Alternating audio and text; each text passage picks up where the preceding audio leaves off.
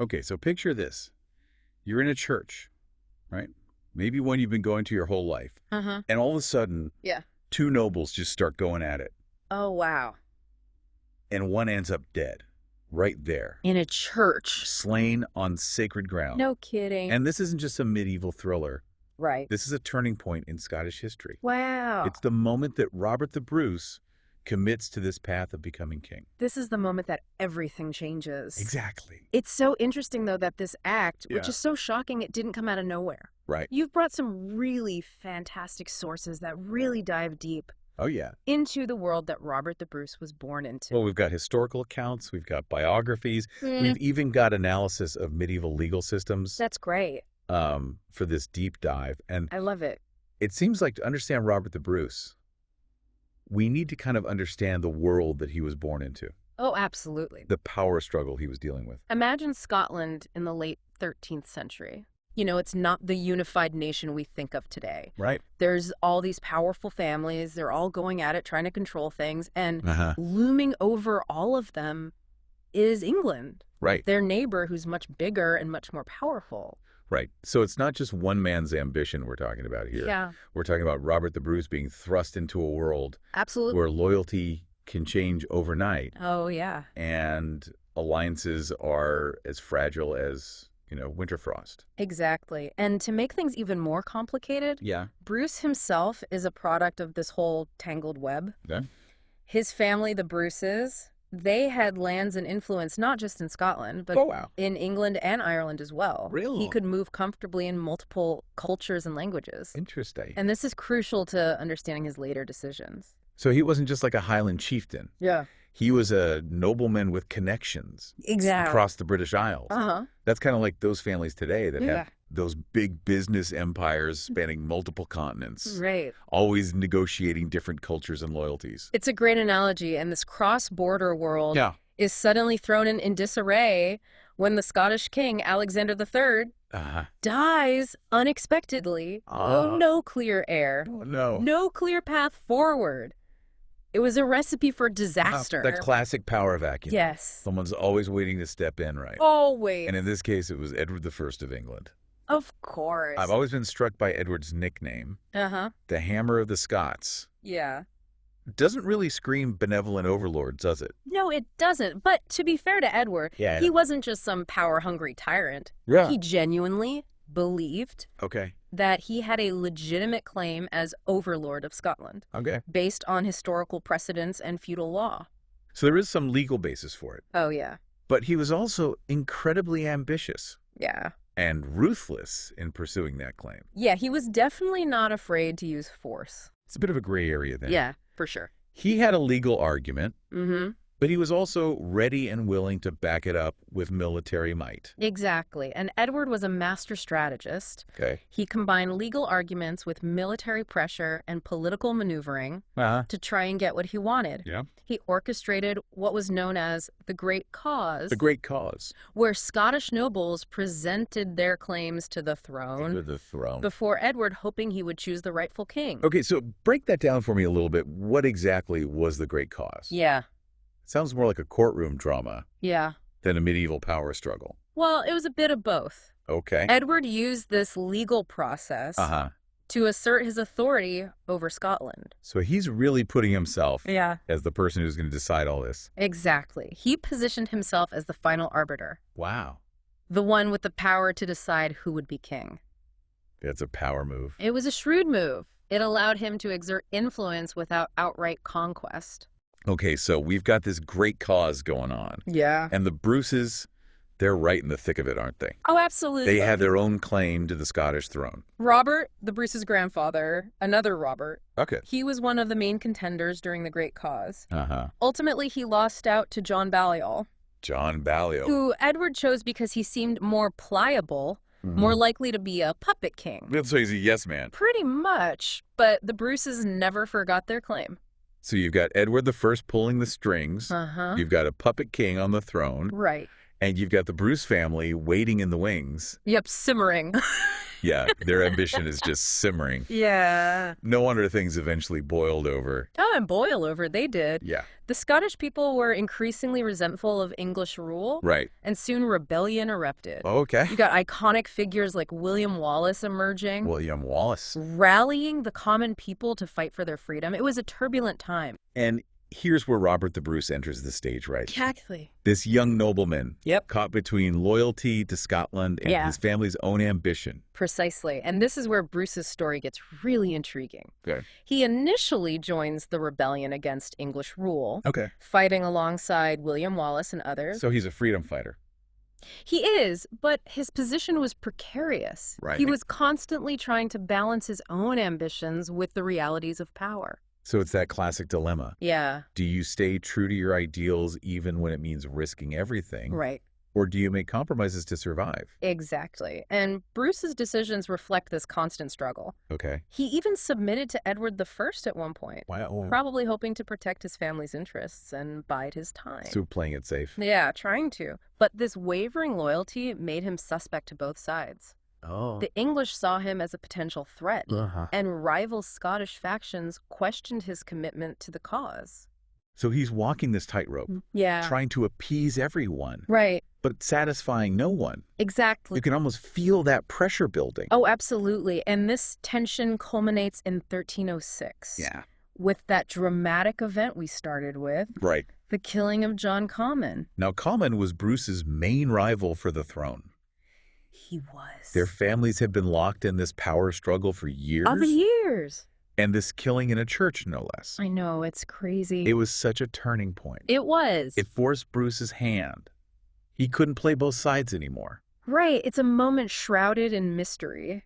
Yeah. Was it premeditated? Yeah. A cold-blooded power play, or was it spontaneous? Right. A sudden clash that escalated into violence? Who knows? The sources offer different interpretations. Yeah. But what's clear is this event changed everything. Because after that, there was no turning back for Robert the Bruce. Yep. He was all in on his bid for the Scottish throne, He was. even if it meant facing the full fury of Edward I. That's The hammer. the hammer of the Scots Yeah. coming down on him. Yeah. And the stakes are so high. Imagine claiming the throne Oh, yeah.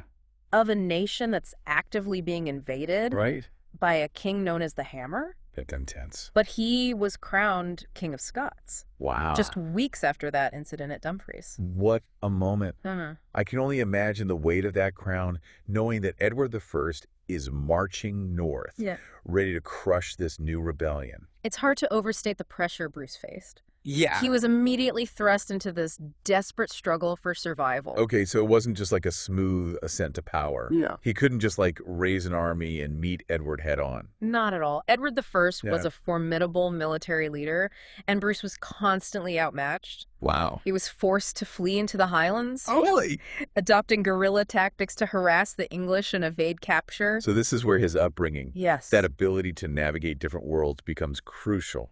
Right, he could tap into networks and alliances that a more traditional Scottish king might not have had. Exactly. He had connections to Gaelic lords in the Western Isles, Okay. and they provided him with refuge and support. So he had some friends in the right places. He did, and these weren't just political alliances. Well, They were built on kinship and cultural understanding. so he really had his back. They did. It was a side of Bruce that Edward I, for all his military might, just couldn't grasp. It's like he was playing a different game. He was. While Edward's focused on traditional warfare, Mhm. Bruce is leveraging these cultural ties Mm-hmm.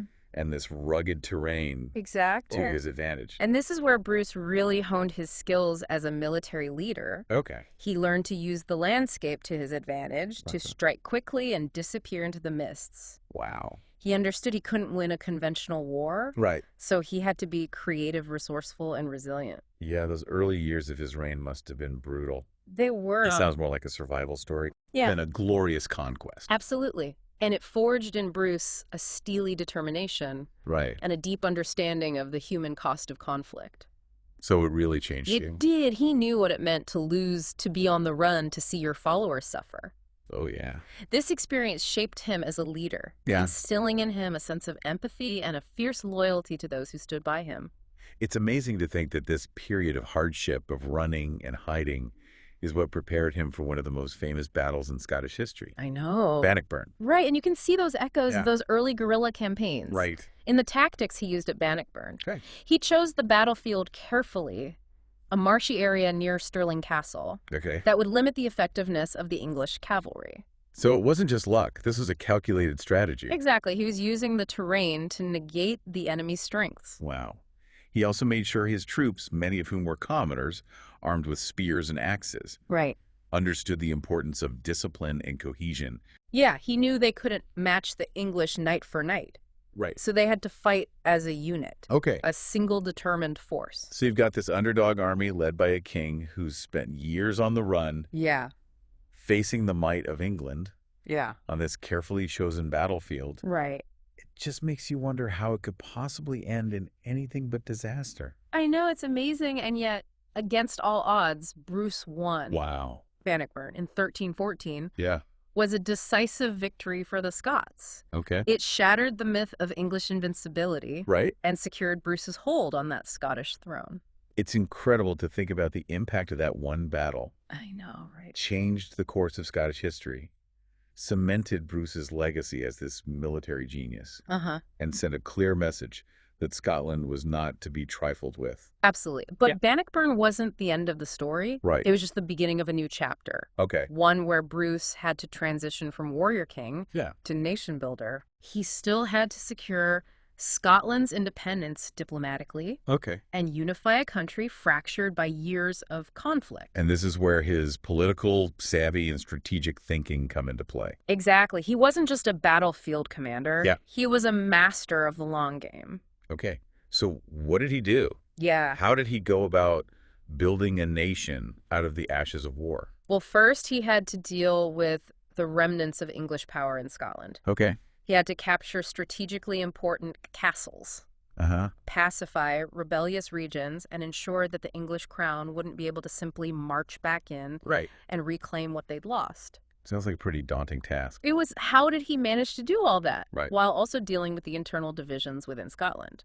It was a complex juggling act. Yeah. He combined military force with some clever diplomacy. Okay. He granted pardons to some English supporters Okay. who were willing to swear fealty to him. Okay. He reached out to powerful Scottish nobles who had been hesitant to support his bid for the throne, Right. offering them positions of power and influence in exchange for their loyalty. So it was a mix of carrot and stick. It was. He was consolidating his power, but he was also trying to heal the wounds of the past, Yeah, to bring the country together. right. And this was a key part of Bruce's genius as a leader. Yeah. He understood that a truly independent Scotland couldn't simply exist in opposition to England. Right. It had to have its own identity, its own institutions, its own sense of purpose. It's like he was laying the groundwork for a Scottish national identity Exactly. that would endure for centuries. You can see this in the ways he strengthened the Scottish Parliament, Okay. giving it a more prominent role in governance. Uh-huh. He reformed the legal system, codifying laws and establishing courts Okay. that were more accessible to ordinary people. Okay. He also worked to promote Scottish culture, Okay. supporting the arts and literature and fostering a sense of shared heritage. So he wasn't just building a nation. Yeah. He was building a culture, Yeah. a sense of belonging. Uh-huh. He was creating a Scotland that people would be proud to call their own. And that's why, even though he died in 1329, Yeah. Robert the Bruce's legacy continues to resonate so powerfully today. Right. He's not just remembered as a warrior king. Yeah. He's seen as the father of Scottish independence, Right. the man who laid the foundations for a nation Uh-huh. that would flourish for centuries to come. It's an incredible story of resilience, ambition, and ultimately a vision. And it raises some fascinating questions Yeah. about the nature of leadership. What does Yeah. it mean to be a truly great leader? Yeah. Is it about military victories, political maneuvering, Yeah. or is it about something more profound? Right. A deeper understanding of what it means to build a nation, to create a shared identity, to Yeah. inspire a people to believe in themselves and their future. That's the question. Yeah. It makes you wonder how different Scotland would be Yeah. without a figure like Robert the Bruce.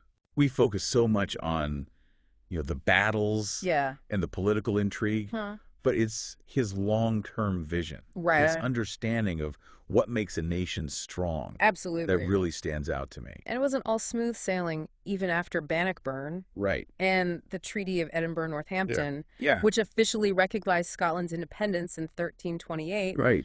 Bruce still faced challenges. Internal challenges. Internal challenges. Yeah, remember, Scotland wasn't a unified country Right. in the modern sense. You know, there were Yeah. powerful clans and noble families with their own agendas. Right. So even after defeating the English, he still had to kind of win over his own people, They did. convince them to buy into this vision of a united and independent Scotland. Precisely. And he couldn't rely solely on charisma and military prowess that had served him so well in the early days. Yeah, he needed to be more than just a warrior. He needed to be a shrewd politician, Yeah. a diplomat, even a bit of a social engineer. What do you mean by social engineer? Well, think of it this way. Bruce understood that a lasting peace Yeah. required more than just the absence of war.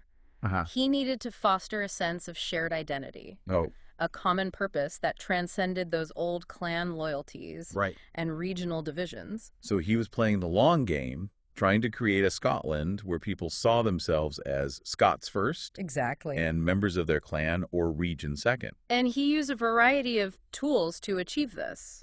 Like what? Well, he strategically arranged marriages Okay. between noble families to forge new alliances. Okay, so uniting the families. Yeah. He granted lands and titles to those who had proven loyal, Okay. creating a new class of nobles Yeah.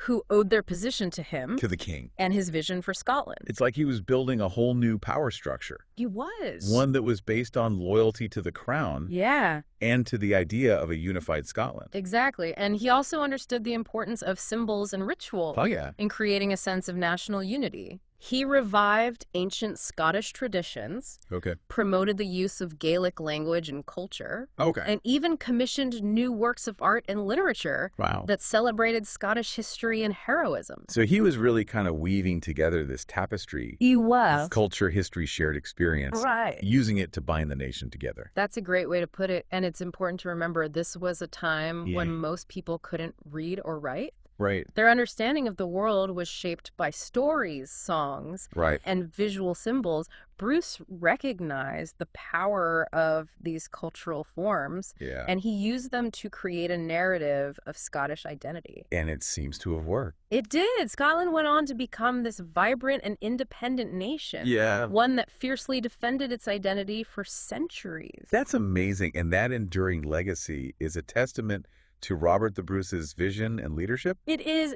He wasn't just a warrior king. Right. He was a nation builder, a man who understood that true strength lay not just in military might, but in the hearts and minds of the people. Right. He left Scotland this legacy of independence, Yeah. resilience, and this profound belief in their own ability to determine their own destiny. That's right. It's a powerful reminder Yeah. that even in the darkest of times, Yeah. when the odds seem insurmountable, Absolutely. one person's vision and determination Um, can change the course of history. Absolutely. Robert the Bruce's story isn't just about medieval battles and political intrigue. Yeah. It's a testament to the human spirit, Yeah. the power of hope, and the enduring quest for freedom. And it's a story that continues to fascinate and inspire us today. Absolutely. I hope this deep dive has encouraged you to explore further, Yeah. to delve deeper into the sources we've provided, Uh-huh. and to discover for yourself the complexities and nuances Yeah. of Robert the Bruce's remarkable life and legacy. Well, it's been a privilege to explore this topic with you. And to our listeners, thank you for joining us on this deep dive into the world of Robert the Bruce. Yeah, thanks for listening, everyone. We'll see you next time when we uncover another fascinating chapter from the annals of history.